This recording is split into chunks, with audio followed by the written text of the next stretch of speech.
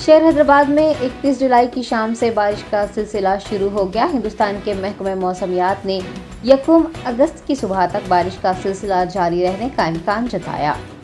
शहर हैदराबाद के कई इलाकों जैसे बंजारा हिल्स, पठान चेरू, आरसीपुरम, कुतुबुल्लापुर, कुकटपल्ली, बालानगर, अलवाल, फलकनुमा, चंद्रायन गुट्टा व दीगर इलाकों में आज दोपहर बारिश हुई। मूसलाधार बारिश के सबब सड़कों पर पानी जमा हुआ और गाड़ियों की आमदरफ्त मुतासिर हुई।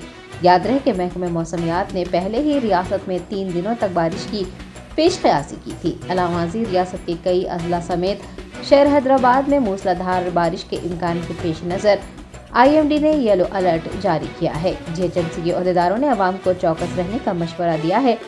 पेशकयासी के मुताबिक पीर की रात में शदीद बारिश होने के बाद घरों में पानी दाखिल हो जाने, दरख्त गिर जाने, ट्रैफिक जाम होने, बिजली कटौती या किसी भी किस्म के मसले से निपटने के लिए 9000113667 या फिर 04021111111 पर रब्त करने का मशवरा दिया है।